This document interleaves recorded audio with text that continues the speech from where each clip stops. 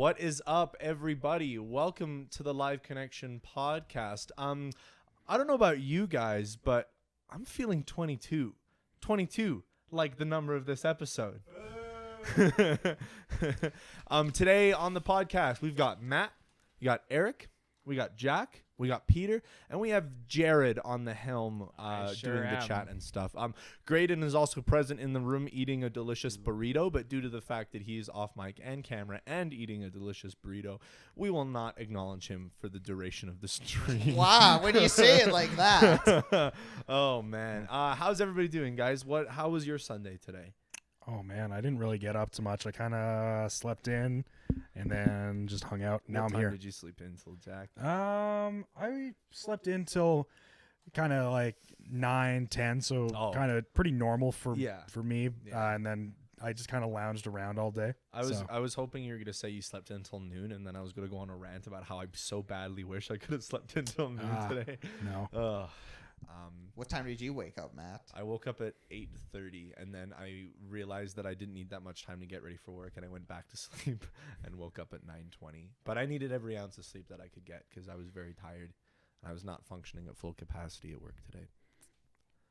Don't tell I like the head nod to signify you're done. Don't tell my employers that, please. That's the head nod for the working class, so everyone knows his struggle. I know there's people out there who understand me. Well, boys, we have some topics today, but as always, I would like to sign up for my 5 designated minutes of talking about Pokemon Sword and Shield. Wow, you're using them right at the beginning. Yeah, I'll get the timer out. Yeah, you got it. No, while I talk about it, if you guys start to glaze over because, he's talking about Pokemon Sword and Shield for the umpteenth time, use the opportunity to think of wise, interesting... You have to make it like 4 minutes, 30 seconds because this time already started. Dude, that's not fair. No, I'm not even talking. All right, I'll let him do like the summary of his thesis here. Okay. Like, give me the brief. Okay. And then you'll start. And then we'll start the timer as soon as you're done. Okay. All right. I'm ready. Are you ready? I'm ready. Do you want me to start the 5-minute timer now? Let me give the thesis and then I'll. Okay. Signal to you Let to me start say. the time.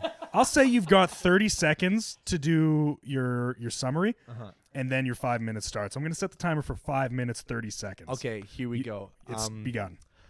Today, in Matt's section of talking about Pokemon, I will discuss the 24-hour live stream that took place on Friday, October 4th, and how the content of the live stream was not quite what the viewers expected, but then what ended up coming out of that 24 hours of time. May I begin? You still have 9 seconds left of your prologue, so... I love anime. Good. I All like right. that. I'm excited for Pokemon. All right, 5 minutes has begun. All right, everybody. So, on Friday, they had a 24-hour live stream for Pokemon Sword and Shield, and I was very interested because, I've said a few times before, Pokemon's taking some kind of interesting alternate approaches to kind of their promotion. Like they're just going off the beaten track a little bit, And one of those things was this live stream where it was very interesting because they announced it a week ahead of when it actually aired. And I didn't really know what to expect because I figured it was either like a bunch of editors had edited together a 24-hour video, which is like crazy, or it's in-game rendered footage, which I thought would be very exciting. But it turned out to be neither of those things. What it turned out to be was a freaking PNG of the same landscape, because it was in an area called the Glimwood Tangle in the Galar region. It's literally the only area name we have for that entire region at this point in time. Can you say the name again? Glimwood Tangle. Okay. Yeah. It sounds like the name of like a Dungeons and Dragons area. Well, apparently a tangle is just like a very dense forest that you can't like walk in. And so they had a lot of like luminous mushrooms and big trees and stuff like that. But basically what it was just this still image with this like filter of little like whatever lighting effects floating around. Yeah, particles, but still image. And then every once in a while things would happen. But literally, you guys, it was like the same 8-second sound clip and this same image, and then like once every 40 minutes, like a Pokemon would show up or something. And so what it ended up being, actually first, it ended up spawning a bunch of really funny kind of memes and jokes just because people were getting so sick of waiting. I pulled up an image, Jarrod, if you want to show it, because I think it really kind of solidly tells what I thought of it. So click. Actually, I don't know if it's the same. Just click the one on the right. Click the mushroom. 1 second. You can do it, Jerry. The shroom. Look at how many notifications we have on Twitter. We're popular as heck. That's my personal account. It's No, I'm joking. Which one do you want me to The do? one on click, the right. click the mushroom. Click the mushroom. Click This the one? mushroom. Yeah. The shroom. So that's what the landscape looked like. And then hit the left, Jerry. That's what the landscape looked like. You can use And the then- number.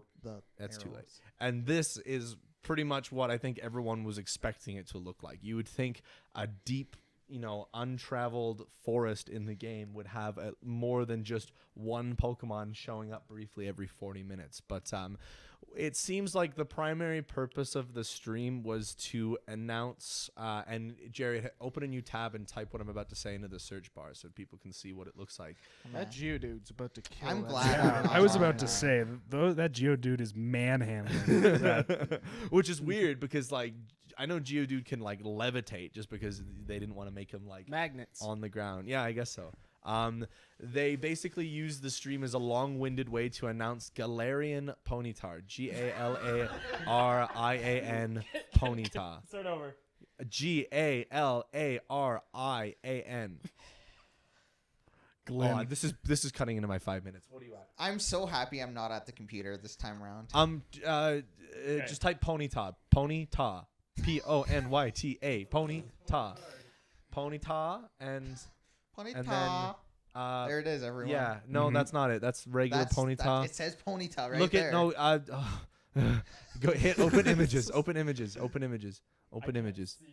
Oh no. Oh no. Oh no. Left, No, left, left. left. Click. TikTok. Yeah, that you The guys pink can one? kind of see it there. Yeah, so it's like they basically made like a My Little Pony Ponyta. Get that out of here. I think it's really cute. I honestly like it a lot. So yeah, it was like they were basically just setting up for this Galarian Ponyta, and then obviously there's going to be a Galarian Rapidash as well, which people are predicting is going to be like a Pegasus, basically. Whoa. But yeah, The pretty ultimate rivalry. I don't know about that. I think it might just stay as like the unicorn because the unicorn I think is technically the national animal of Scotland. Yeah, you're totally right. Well, I mean, it was. I thought it was kind of interesting. I literally had plans to spend the majority of the day watching that stream, and so I woke up at 7 right when it aired, and I think I fell asleep at about 7:30, and yeah, there just really wasn't much to it. So it was very interesting, but what's strange is that I assumed that was how they were going to do this month's info drop, because it's the first week of the month. That's generally when they've been giving out all that information. But it sounds like we're going to get our next trailer. I'm guessing because it didn't come out today. I think it's going to come out on Wednesday. So we're going to get our next info drop for the game. It's potentially the last info drop for the game, unless they do one at the beginning of November, which would make sense if they did, but then it's also like about 10 days before the game. How comes out at long that point. until Sword and Shield comes Oh, out? That's your 5 minutes. Oh, well, great. What's his name? Jared had a question. Does that count? Yeah, sure. We'll have A a. question and answer period. We're like going to be like your thesis advisory board. We're the people who decide whether or not you get a PhD for your 5 minutes. okay. So yeah, we'll field some questions All at right. this point. Jared. I mean, I didn't watch it, but I watched the things that you sent. Is it possible they were using it to show what Pokemon from the old generation of Pokemon were going to be in it, so they slowly reeled them out? In a way, yes. It's been like very exciting to see which Pokemon are confirmed to be back in the game, knowing that if they're not confirmed to be back in the game, they're not going to be in the game at all. But if that were their purpose, they only announced 4 new returning Pokemon, 2 evolutionary lines. So Morlul and Shinutic, and then Phantump and Trevenant. Morlul is that little mushroom glowy thing, so it kind of fit the area very well. Mushrooms. And then Shinutic, it's got either 2 O's or 2 N's, so I have no idea how to spell it. Or 2 I's, I think. Anyways. I was just going to ask, do you want me to look that up, Matt? Sure. So Actually, far, no. I'm so Look good it at- up and put it on the stream. Shinutic is the most demented Pokemon ever, What and is you it guys all called? have to see Is it. that the one with like? SHIN. Is that the one that's getting like possessed by the Yeah. fungus? No, that's Parasect. The first thing that Pretty comes sure up is Eric shiny knows what Ponyta. Parasect is. Is Wait. that a new Okay. Pokemon? Backspace and type Morlul Evolution. MORELUL Evolution. Okay. I'm so sorry, Can you go viewers. slow? Slow. MORE Oh, 1 second. Oh, MORE LUL LUL. and then Evolution. You need me to spell that for you? You're a biology guy. you guys are learning how to spell. Yeah. Also, there's 2 L's, Matt, so you were wrong to begin with. Oh, Wow. you know what? You were right. You There just actually lost are your 2 L's PhD. in Pokemon. You know what? That makes sense. If you're still here, Drew, thanks for. God, like what is that? Open the. That's what I thought it was. Open, Just some mushrooms. open the Peter. Bulbapedia page there, Jerry. Why are you No. so angry? Hey, No. you can go to like recently closed in Oh. Chrome, and it'll bring the window Anyways, back. yeah. So, well, I'll answer Jared's question in the meantime. In all fairness, there's lag on this. This is what happens when we talk about Pokemon. Oh, Chad, don't cut me so deep. So yeah, they didn't actually confirm a lot of returning Pokemon. It's basically those 4 returning Pokemon.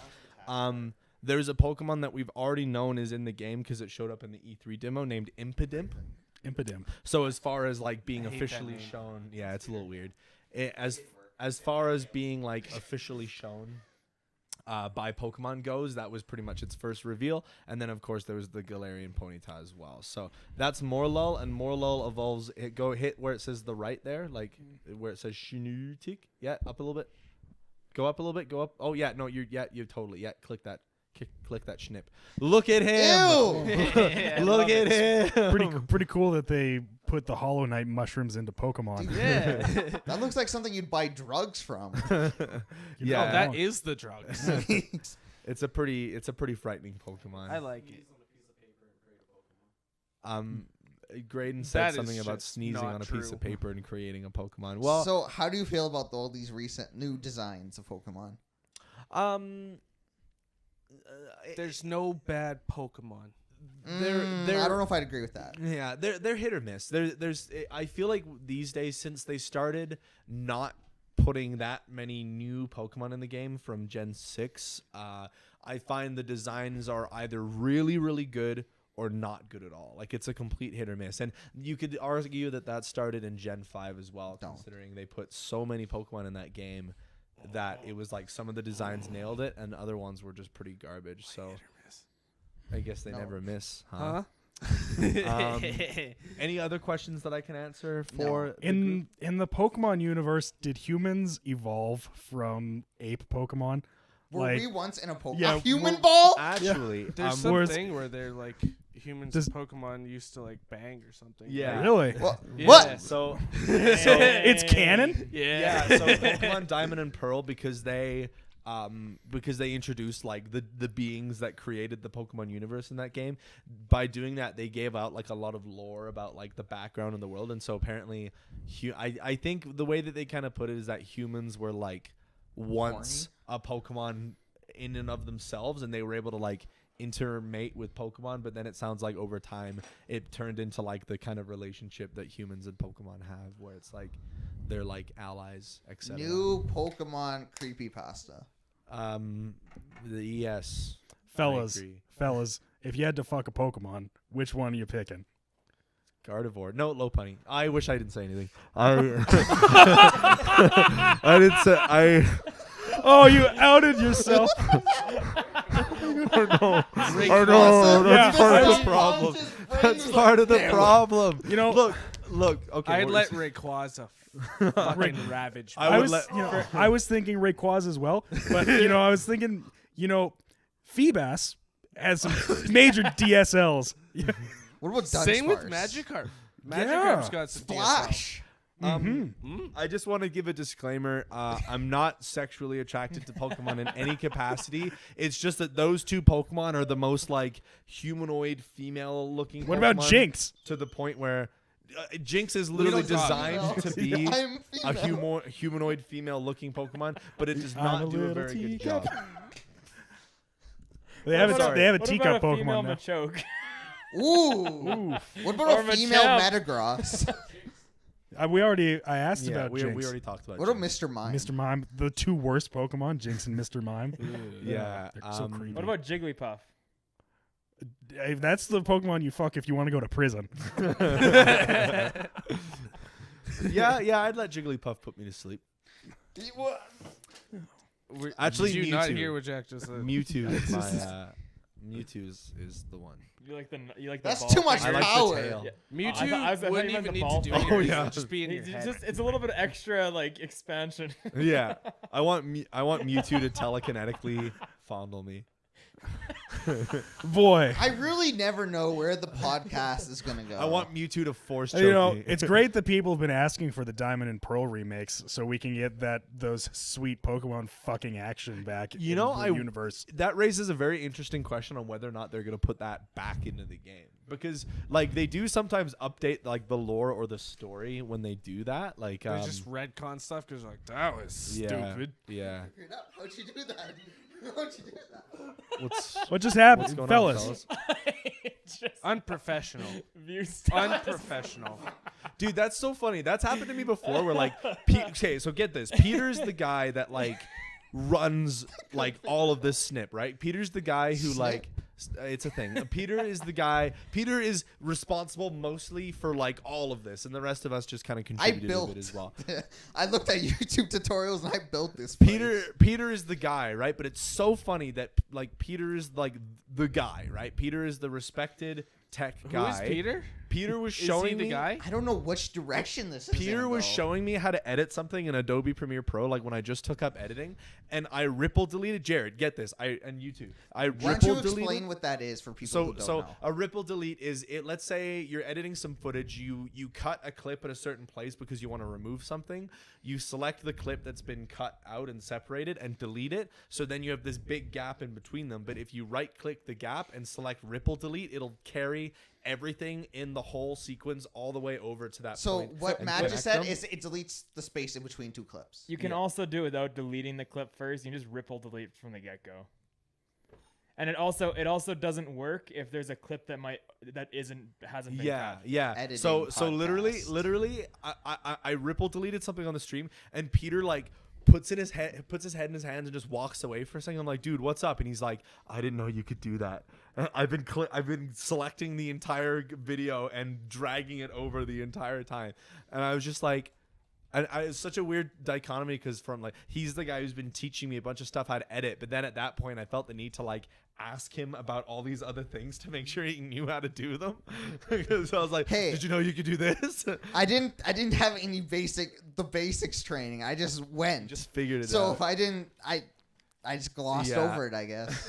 So have you ever asked like, because you never asked me for any tips? You're the only person that I actually haven't asked for any like guidance about editing. I have the snip or whatever. So this is all well and good, but the people watching don't know what this was in reference to because Jarrod just did something on the stream that Peter didn't know how to do. I don't know what it was. I actually still don't know what it was. So what I did is on OBS, there's a status bar underneath that tells you like if frames are dropping, what your upload rate is, and all that kind of stuff, and the duration of your stream. Good information. And I was wondering why Peter didn't have it, so all I did is I went to view and I turned on the status bar. And Peter apparently had been trying to do that for some time and couldn't do it. See, I knew it was gone, and I didn't immediately see a way to do it. And I was like, well, the stream usually goes well. I don't need it until a problem happens. Yeah, because I've been taking notes on like titles and topics. So I was like, I need to know what time this is so I can like be accurate. And then I just changed it, and then Peter was like, oh my god. I can't believe you were watching that. Well, I saw it pop up. I happened to look over, and I saw all that information appear, and I was like, oh, it's back! Peter, I texted you and apologized for leaving these at your house like 5 weeks ago. You never went to go clean it up or anything? I guess not. I put my water bottle down here, ting, ting, ting, and I'm like, is that my spoon? Ting, ting, ting. Yeah, you know. You're playing a dangerous game. That's not it. Yeah, that is dangerous. But that would just sound awful. Sorry for the interruption. That's what it sounded like, though. I guess I forgot about it. There's a lot of clutter down there. Crazy. He built this whole place. The least we could do is clean up after ourselves. Exactly. And I felt bad that I left it there, but then as you should. Then it's like weeks later. I wanted to remind you of your mistakes. That's right. Maybe I just have I put that somewhere and I put it back there hoping you'd sit there. Hey, so Erik, what have you been up to lately? How's your life going? You've been up to some normal things, I hope? I'm just going to school. I'm playing games, hanging out. Good. Yeah. How's Borderlands 3 been? I beat it. It was awesome. That's good. It was tight. I'm glad you enjoyed it. Yeah. How would you rate the experience of playing Borderlands 3 single player versus playing it with other people? I haven't played it with other people. Borderlands strikes me as the kind of game series where it's just infinitely better to play with a party. I feel like... But what game doesn't that not apply to? I could probably think of a couple where like you have or at least, especially if the game like makes some kind of effort to give you a different experience if you play it alone versus with other people. You can't play that multiplayer. Well, I thought we were also going like couch, like someone sitting. Well, I more meant like playing together like, in a game versus playing a game single player versus playing it co-op. Yeah, and like games that make the experience different if you played in single player versus playing it in co-op. You know what I mean? Fallout. 100%. 100%. The other thing I was gonna say, I just realized on this topic, Jack, when we do our Mass Effect playthrough, and Erik can join on this too because he has the Mass Effect 3 multiplayer. Hello. We can have more than just me and Erik doing the multiplayer section. I'm surprised that the servers still exist for the Mass Effect 3 multiplayer. Because for Mass Effect 3, it's required to do the certain ending to get your percentages up, and that's the only way you can do it. Yeah, but I mean, at a certain point, for that? Yeah, at a certain point, like you'd think they would just get rid of the servers and just be like, yeah, you can't get the 100% ending anymore. They probably have like one server going. Or they would like patch it so that you don't need to do the multiplayer anymore. Or like peer-to-peer or something. Yeah. Guys, I thought Mass Effect was like a story-based game to the point where the game turns out differently based on what decisions you make. You are 100% correct. But in the third one, to get us the best ending you possibly can, where everything turns out well and Shepard lives, you have to have 100% galactic readiness, and you can only get that if you do the multiplayer section of it. I didn't do that. So there's one section in particular of the game that's multiplayer. Yeah, it's a separate mode from the main story, but your progress in the multiplayer carries over into your single player game just for like a statistic that you need to fill up to get the best possible ending. It's very convoluted and very weird, and I didn't do it on my first playthrough. I think it was purely just to direct people to try out their multiplayer. I think that was the only reason. The funny thing is you had to pay to do multiplayer because that was during the era of the online passes or whatever. So you had to pay an extra fee to even play it if you didn't buy the game outright. Because I borrowed your copy of it, and that's how I played it. I went to go play multiplayer, and I was like, you don't have the code. That's funny. I did the same thing because I borrowed the games from Erik the first time I played, and I was like, well, this game was released like 4 years ago or something like that at this point, so I'm not even going to bother with the multiplayer. I'll live with the consequences. And Shepard did. Honestly, the other two endings are just as good. Like, there's not like it's longer. Yeah, I never understood why people hated the endings of Mass Effect so much, because when I played through it, I was like, yeah, it felt like I was fulfilled. It felt like the story was leading up to that natural conclusion. There was only 3 endings, like 3 major endings. I guess, yeah, that makes sense. The way I remember seeing that controversy, being super interested, so I did a lot of wiki research, and it seemed to me like all 3 endings were very, very similar. Like I remember seeing a meme. It was like that old-fashioned picture of the guy giving the finger, and it was like that in red, blue, and green, and it was like choose your ending. Well, there's the 3 major endings. The only thing that the multiplayer changed was that Shepard lived in the save the humans ending, but you had the kill the Reapers, so they destroyed them outright. You had it was something like synthesize them or something to make them on your side, and then there was also add power to the Reapers so they could wipe out the rest of the civilizations. Synthesize was like the good one. Yeah, I didn't pick that one because I didn't think synthesize that was was a like good everyone. idea. Shepard essentially took control of the Reapers. And then he's like, oh, they'll help rebuild what we were and protect everyone. And which of those endings do you have to do if you have 100% galactic readiness to get like the best ending? Is it that to one? get the one with Shepard living? It's the one where you kill the Reapers and save humanity. Because then if Shepard becomes part of the Reapers, it kills him because he becomes part of the Reapers. Yeah, so it's like he's dead. He reaps real hard.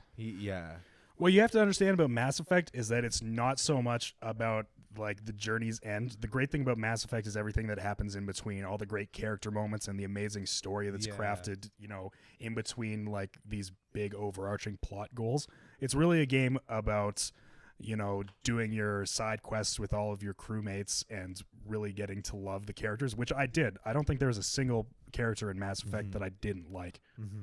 Yeah, and I've heard that all of your save data from the previous game transitions into the new one, so it keeps the story that you developed. Correct. That is very, very It's cool. really cool, too, because they did a really good job at integrating DLCs for each of the games. So some of the Shadow Broker DLC for the second game integrated really well with the third Mass Effect on how Liara is doing her whole thing. And then their DLC for the third Mass Effect was excellent. They had some wicked DLCs for the game. So when I borrowed the games from Erik, I didn't play any of the DLCs because I was like, well, I'm not going to buy DLC for a game that I don't own. Yeah. So I played the game just straight vanilla. I'm really looking forward to going through and playing with DLCs this time. One of the DLCs for the third one gives the best pistol in the game, period. Like the best gun in the game, in my opinion. Okay. Nice. Interesting. Cool. Now I know. Mm-hmm. That actually brought up an interesting question in my mind. What, in you guys' opinion, overall, is the best DLC that a game has ever gotten? Now, bear in mind, I think the best has multiple kind of meanings, like best in terms of like the quality of the DLC, but then I think you also have to factor in how much you paid for the DLC. And I had a third factor I was thinking of, but I kind of forgot. Do I need to have played this DLC? Well, I mean, you have to have know enough about it to be able to give your opinion. I have a few answers to this question because we've talked about it a few times before, but it's a really good question, I think. Witcher 3 had two of the best storyline-based DLCs with Heart of Stone and Blood and Wine. Two fantastic content packs. They're game expansions. They're not really DLCs. I just use DLC as a catch-all term. Right. So they were absolutely incredible, game-changing, took the base game to a level that honestly makes it one of my favorite games of all time. That's awesome. Playing those two DLCs, it's like an extra 40 hours of content at least. A whole game. Yeah, on top of a game that was already, 120 hours-ish. And they were incredible storylines. Undead Nightmare for the original Red Dead Redemption was an incredible, again, expansion to the main game. It was an entirely new storyline. It was relatively short, but it took all of the game's mechanics and turned it into more of a survival horror aspect. That's awesome. And then it overhauled multiplayer, so you could play zombies essentially with your friends. That's awesome. Yeah. I remember like going into game stores and seeing like a cover of Red Dead Redemption that was actually just that. So I always assumed it was a separate game. I had no idea it was just an expansion. That's pretty awesome. Yeah. And then the BioShock games had good DLCs as well. I liked the ones for BioShock Infinite. I never played the ones for BioShock 2, but apparently there was one called Minerva's Den, which made BioShock 2 apparently was the worst of the BioShock games. I haven't played it yet. I plan to eventually. Apparently Minerva's Den made BioShock 2 worth playing. Really? Yeah. Wow. That's awesome. I'd honestly throw in there the World at War zombie packs. That's fair.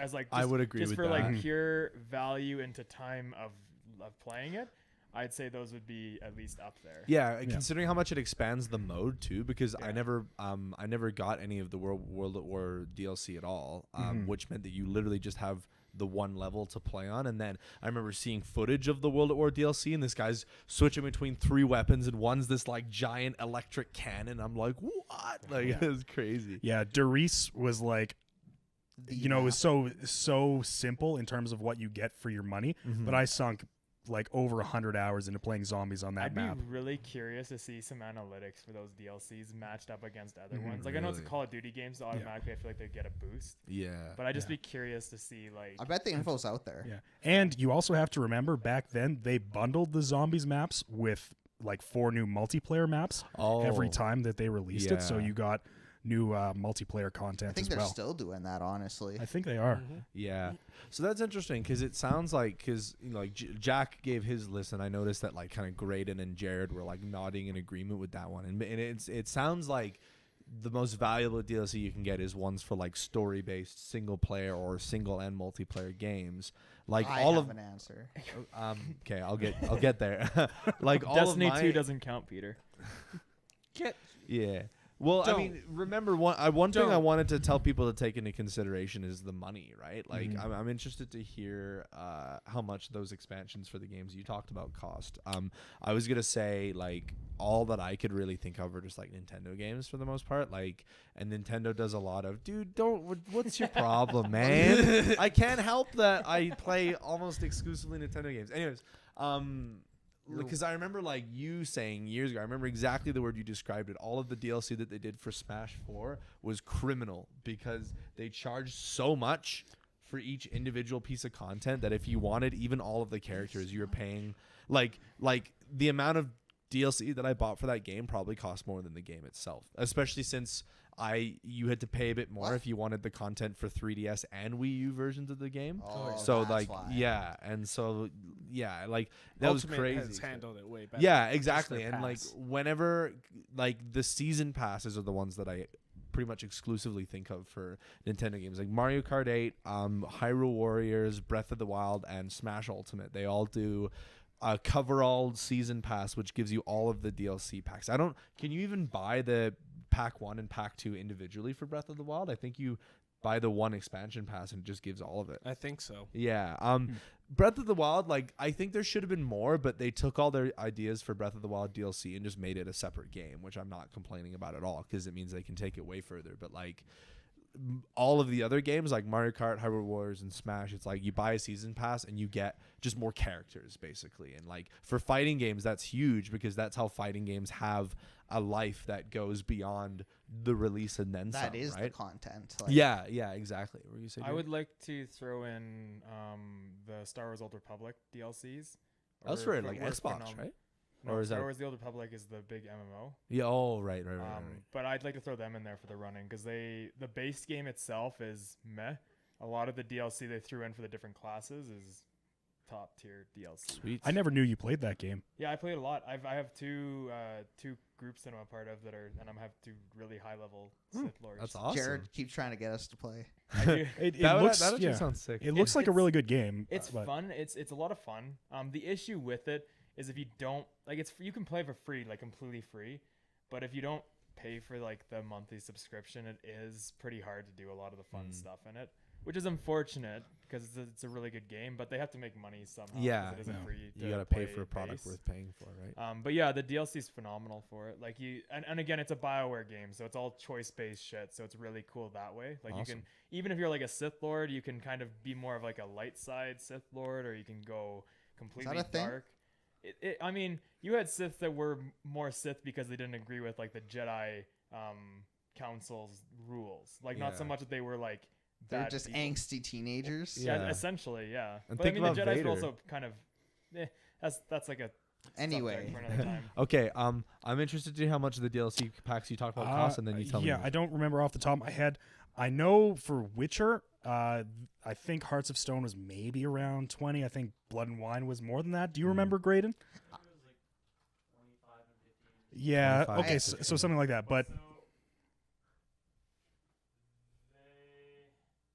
They were both, which will retail. So DLC expansions will be available as part of the game expansion pass, which will retail for $24.99. But the Heart of Stone was $10, while Blood and Wine was $20. Okay, I thought it was something cheap. So if you did all the content in Hearts of Stone, you're looking at about 20 hours worth of content. If you did all of the content in Blood and Wine, you're looking at about 40 hours worth of content. Cow. Yeah, so you get your money's worth for sure. Yeah. What was your idea, Peter? Mine's a free DLC. Oh, I didn't even take that into consideration. Well, I don't. I feel like free DLC is a gray area because even if it's treated like DLC, if it's free and anybody who gets the game at any point in time can just download it right away, then I always consider it. Are we not just talking about the best DLC? Yeah. I mean, I am interested to hear what Peter and Erik have to say about this topic because I think it's a good topic. Just one more thing on the cost: the BioShock Minerva's Den was $10. There you go. Oh wow, man, things were cheap back in the day. Yeah, I know. Well, I mean, that was. I'm not sure. These prices might have changed because it used to be done in Microsoft points, remember? Yeah. So really? I'm not sure. American dollars. The DLC, unless it's like a super, super, super old game, the DLC usually doesn't change. The base game price changes. Okay. Okay, Peter. The latest No Man's Sky update. Because that game was completely transformed by DLCs. Wow. True that. I would like to get into it because I have it downloaded. Yeah, I put a little bit of time into it, but not enough. Well, Erik and I played it for like 10 minutes. I would say a DLC that can completely change the game and being free really ranks up. Yeah, that's fair. I mean, I always like the way Erik explained it to me. It sounded like it was like an update. Like that's kind of what I considered it as. Yeah, but for games like that, the updates kind of are DLC. It's adding new content. Yeah. But it's the same thing with like Fallout 76 adding NPCs. It's an update, but it is technically adding a whole another section to the game. No, that makes sense. Yeah, I think that's reasonable. Okay, Eric, what's your answer? Borderlands 2 Dungeons and Dragons DLC and the Borderlands 1 Zombie Island DLC. Dang. Nice. Because both are just... The Dungeons and Dragons one is really funny and expands on the story and the lore. And it's just them playing a Dungeons and Dragons game, like the characters. Mm-hmm. And it has a lot of playtime in it. It's tight. Solid. It's a good time. Cool. Yeah, I thought Borderlands had some pretty cool DLCs because you and I have talked about this before. So yeah.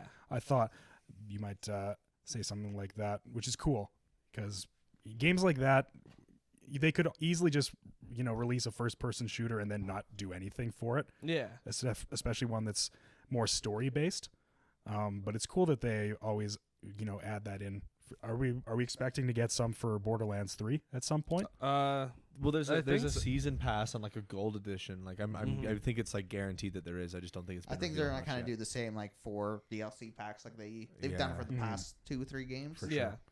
How do we feel about like Bethesda expansion passes? Because sometimes they're pretty hit or miss. Yeah, I honestly, when like it was first brought up, my mind went to like Mothership Zeta and stuff from Fallout. Like a lot of Fallout 3 DLC, I really enjoyed, but I don't know if they're like the best quality. Definitely good, but see, in my opinion, with them is like, yeah, they do a good job because they usually take notes from like their base games seem to have, which is really shitty, but seem to have a reputation of getting shit on right out of the gate.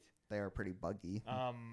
I mean, so a lot of their DLCs add to them, especially when you have like Mothership Zeta is a great example where you have Fallout 3, and this is what people always talked about was Fallout 3 was very bland because it was just it's really dull story tones. Like, I mean, yeah, that's the point of it, but people still complained about it, right? And Mothership Zeta and some of the other ones brought in a bit of a different color scheme, a little something new, something more eye-catching for it. Also, those DLCs were just fun. Like Mothership Zeta was just a absolute joke DLC, but it was so hilarious to play. Like, it's probably one of my favorite DLCs from the Bethesda one. And then if you compare that to like the DLC that was for Fallout 76, like even Fallout 76 Fallout New Vegas fans is what I meant to say. Fallout New Vegas had DLCs as well, but Fallout New Vegas fans, who we all know are the most ravenous of the Fallout fans, they don't talk about the Fallout New Vegas DLCs like at all because Dead Money was like universally hated. Yeah. The Zion one where you're stuck in the Grand Canyon. Actually liked that people one. like that one. I did. That was one of my favorites of that specific. There was the science one where you get abducted by the brain people, which I think was okay. I think people thought it was fine. Yeah, like, mediocre one.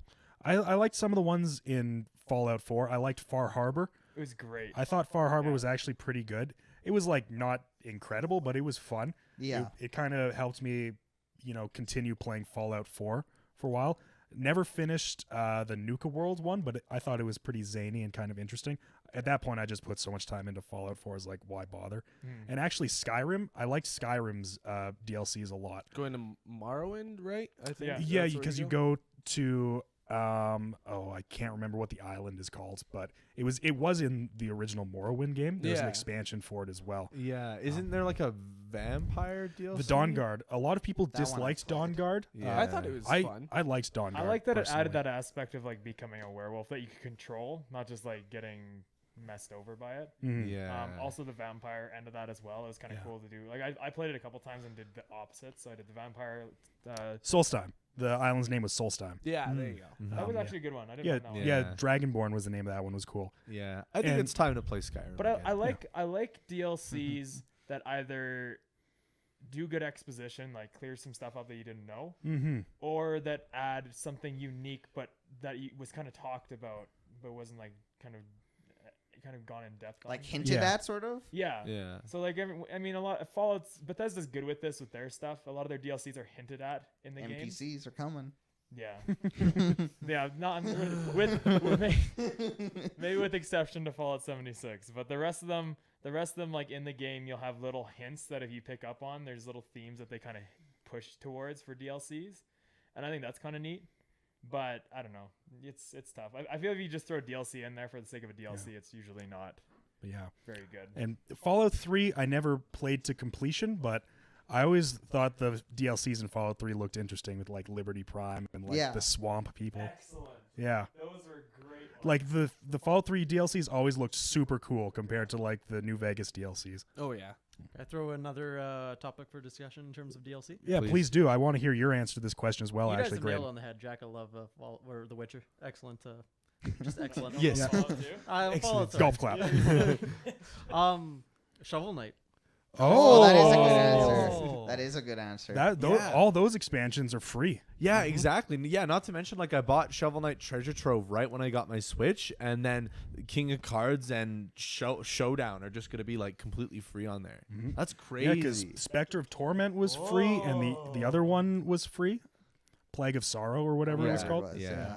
Which is sad because for some reason, like, I'm of the way with games like that, and then the Crash Bandicoot and Spyro remastered trilogies where, like, I don't want to progress into the other storylines until I finish the original one, but then I get stuck on the original. I never actually get to it because, like, I know Shovel Knight's, like, really good, but I guess I'm trash enough at video games that, like, I don't play it for a while. I play it, I die a lot, I get sick of it, I play Smash instead because I'm good at that. And then Shovel Knight is left in the dust. That's why you need your own show, so you're like consistently working. I have a tip for you. Yeah, just keep playing the game. Speaking of like, don't play Smash. Just keep playing the game. Speaking of interesting DLC choices, what is everyone's thoughts on Bungie and Destiny 2 doing the free initial DLC and now releasing a brand new DLC? I think we've all said our piece about that. How we all bought like the season's pass for year 1 of Destiny 2, and then year 2 rolled around. It's like, yeah, you don't have access to this content anymore. It's like, but no, I bought the season's pass when I bought the game. It's like, no, you bought the season pass for year 1. It's like we spent $120 on launch, and now people get the same product for free. That's ridiculous. It's the reason we stopped playing Destiny 2. Like we were having a great time with that game, and then basically they screwed us over. Yeah, like we even started delving into the multiplayer like PvP stuff. And yeah. Like, to be devil's advocate, other games do stuff like that though. It's not like it's an outlier. Well, it's like Siege. Your baby Siege does that. They have the yearly seasons. But Siege you still have to buy everything. Siege has not done a free release of any of those years. Yeah, but Peter, the difference is they're upfront about it.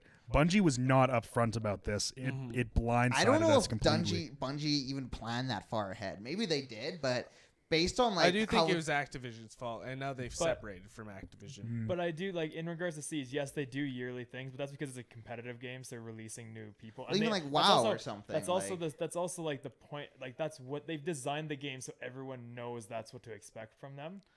Also, if you there are certain paths that release all of them to you. But at the same time, they don't go back and make certain years free. They have not done that. So like, I'll be fair enough that like it was unclear because it definitely was. Yeah. I remember we were all like trying to play I think a certain mission or a certain raid, and we were like, why can't we do this? And then we're all like going on the internet, and eventually we're like, we have to spend another $40 to play this. Anyone want to play Overwatch? Oh, don't. That actually, I was literally just going to say, what do we think of Overwatch's DLC? Because technically, I quit. Every content release of Overwatch post-launch has been free. I wouldn't call it. They're updates, though, because you don't have to go and actively download them. I mean, you're right, but then at the same... What about Hollow Knight's expansions? Because it's had quite a few. It's like free? Or like, that's why I didn't know. Yeah, it had... kind of a couple just like quality of life and a few extra things that they added in, and then they had one major content pack called Grim Troop or something like that. That. I forget what it was. Because I know like Hollow Knight 2 was originally going to be a DLC, and they just expanded on it. Yes, that's correct. Because originally it was going to be an expansion where you play as Hornet. Now it's an entirely new game where you play as Hornet. That's Silksong, right? Silksong, yeah. DLC. Oh, I know Silksong is the new game. Oh, okay. I was thinking it was one of the expansions. I always find it so like unclear when they do that. Like, I'm not upset by it, but like I didn't know that the Red Dead Redemption one wasn't a standalone game, and you didn't know that the Hollow Knight one was a standalone game, right? Well, it's confusing because originally the Hollow Knight one wasn't going to be a standalone game. Well, I did know that there was going to be a Hollow Knight 2. I just got the names mixed up of Silksong. I thought it was one of the expansions. The ones for Hollow Knight were good, but they didn't change the game to such an absurd extent that I would consider it like too different.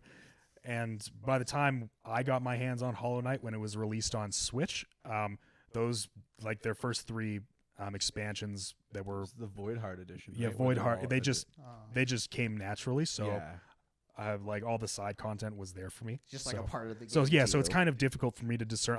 I know what parts were added in, but I never got far enough because my save got corrupted that I never really got to the point where I got to play through that stuff. So I'll go back and fix it all eventually. But Enter the Gungeon and Binding of Isaac have really good DLC as well. That I'd is like correct. to throw in Dark Souls in that category as well as good DLC, like good story DLC.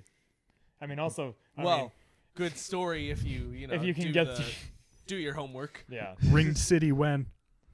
Not enough dragons. Just on this topic. Here. Me and Erik took forever to beat the first boss, and then we accidentally not knowing, like we ran into the next boss immediately, and we both beat it within probably 5 to 10 minutes. And it was so like it didn't even feel like a boss, the second boss. And apparently that was one of the ones that people were like, this boss is so hard. But I could see it if there was more people playing, that'd be hard. Yeah. This is one where you get invaded by people. Yeah. And then you have to kill the NPC, but then you have to kill all the other asses that are there too. I hate ass. Yeah, I do too. It was a cool boss fight though. It was a neat idea. I like that they were kind of bringing that aspect into it. That was already a part of the game, but like forcing it. What if there's no one playing? Then it's gonna be a really I think easy. It summons other NPCs or no one, probably. It's like you did it. Apparently in Doom Eternal, there's gonna be invaders. I think I knew that. I didn't know that. That sounds pretty weird and stressful. Do they come as like a demon then in Doom Eternal? Probably. Are they going to be NPCs or is it going to be like other players trying to get you? Probably like they'll probably come in as demons. Yeah, so it's not actually them playing. Is it supposed to be as fast paced as the last one? Oh. Yes. I believe so. Okay. Yeah, it is.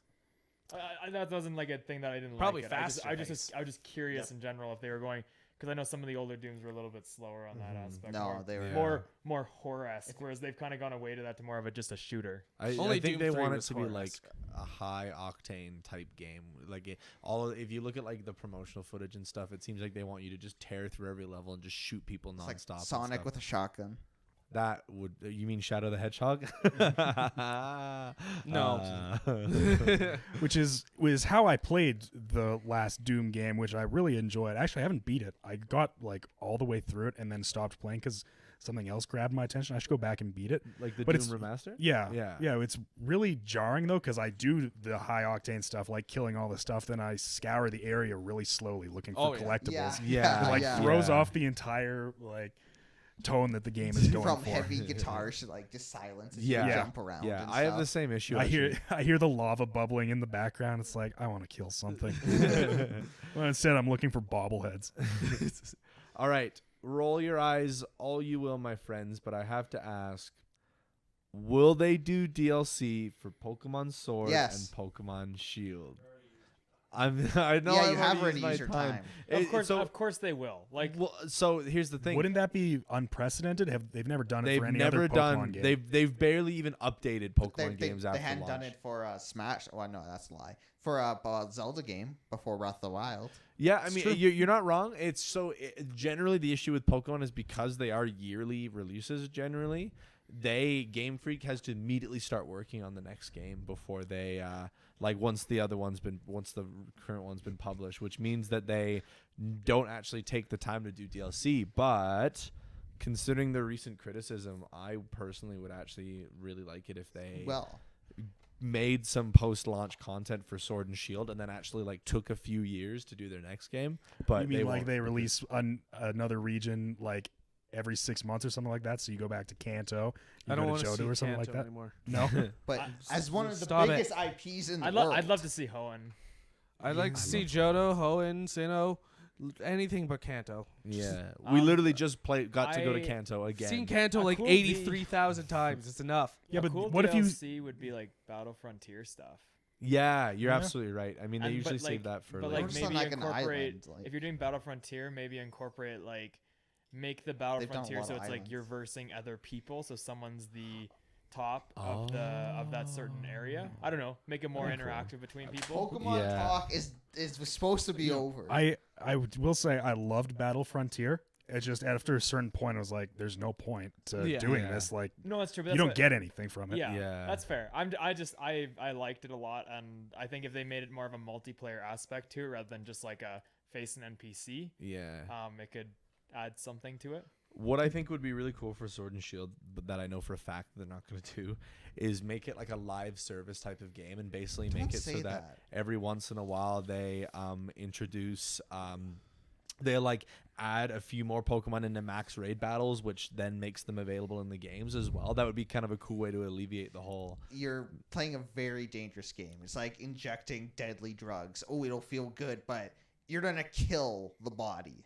I don't know. Live service will kill the game and the community. So I think Jarrod had a question, or Erik has something to say. Just no live service. That's all. What? So I'm sorry. No live service. I interpret live services like they're just gonna keep updating the game and adding content once it's done. Do you mean like live service like something you'd have to pay for? Is that what you're thinking of? Like, why do you guys hate the idea of it being a live service? Because they're typically filled with microtransactions to serve that, and just typically there's not really a good. Well, there have been some good. Like it's what's the term? It's escaping my brain. I don't know what you're talking about. So. Like the live service games. That's what I was thinking of. Like a couple of good examples have been there, but a lot of them are just trash. Yeah, I see. Like, give an what are some of the good examples in your brain? That's why I don't like. I don't want to say they're all bad. I'm sure there's some good ones, but I don't. I only know bad ones. Like what are some of the bad ones? Like Anthem, let's say. Okay, so like games that are just constantly being. Yeah, like you buy the game. And then there's constant free updates. We have a roadmap. Stuff like that. Exactly. I was gonna say though, like a lot of MMOs are live updates. But I mean, yes, they're MMOs. A lot of them have paid subs though. No, 100%. That's why I'm agreeing. I was just clarifying if that's where you were going. Like I'm saying, they're successful, but yes, you're right. They have a lot of just transactions that you can add to it. Usually I find when they're put into franchises that aren't typically like that, they usually just mess it up or they're just not implemented well. Yeah, I don't know. Like I'm not as. Do you want microtransactions in Pokemon? Do we think there's gonna be? I can buy a shiny Pokemon if you pay $25. You can get 25 shiny Pokemon. I'm not even. Yeah, loot boxes. You get a loot box for the chance. Roll for Pokemon in the other game. I like how disgusted Erik looks. The thing that I would be happy for is if they did a season pass. If they did a season pass that gets you like a bunch of post content, like one-time payment, I would do that. It's right. just what would you it's not a Pokemon game at that point. It doesn't feel like that's part of the reason why like Pokemon Go doesn't feel like a Pokemon game, right? Only for year one. What? We do have to start wrapping it up here. What type of things would you want? Yeah. Pay to unlock the national decks. Yeah. Well, I mean that is kind of the main idea. So think about it this way. Let's say that you get the loot boxes to unlock parts of the national decks. It's like, congratulations, you unlocked Pokemon number 62. This will now appear in the water.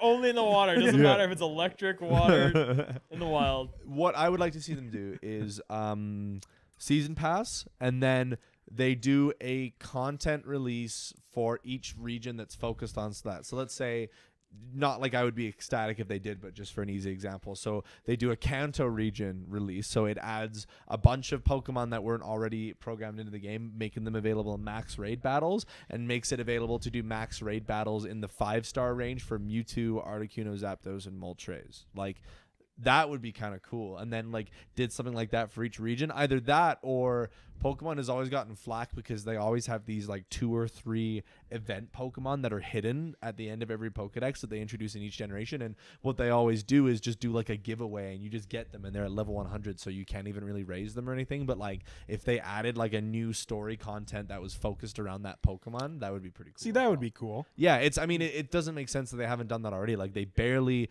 did that for the last games, but the ones that they actually put effort into doing, like what they had in Generation 3, they weren't even accessible because Nintendo didn't know how to distribute anything at that point in time. So wacky. All right. Do you think though, Matt, like that Nintendo and Pokemon, they're feeding mainly off nostalgia at this point, that adding anything new and stuff like that will just take away from the nostalgia factor and people won't buy it? I don't think there's a lot of new people. I want an Pokemon. answer in 2 sentences. People will always buy it, but yes. Here's my 2 sentences, okay? Here's my 2 cents. I don't think that it's nostalgia specifically, but I agree with your point, period. He's telling you a telegram. I think Stop. that the Pokemon games are based on a formula that works, and therefore Game Freak will never be forced to change the formula even when the games are getting criticized like they have been in the past few years. That's what Blockbuster tried. Yeah. Haven't you seen them around still? Blockbuster thought they didn't have to change. It is like a telegram. Game Freak has fallen. Stop. National Dex gone. Stop. Send in the fanboys. Stop. It's the apocalypse. Stop. Hashtag bring back the National Dex. Stop. All right, that's it. That's the Pokemon. All right. And with that, I think we're all out of time, guys. Wow. Well, hey, everyone. Thanks for joining us for LC Podcast number 22. There you go, Jack. I really enjoyed this one. Yeah. I think that DLC conversation was very interesting, and I'm going to think about that right as I drift off to sleep this evening. That's nice. I don't know how I'm going to use that information, but now I have it. We're live every Tuesday, Wednesday, Thursday, Friday, and Sunday. Alternating Fridays. We've been a little bit lax on the Fridays as of late, but we're going to get back into it the next little bit here. And we're going to have a stern conversation with the group about not being lax on Fridays any further momentarily. Don't you worry, viewers. You're going to get your Friday streams. We're steaming mad. Okay. All right, then. All right. And on that note, I bid you adieu. This is a French channel now. Bonsoir.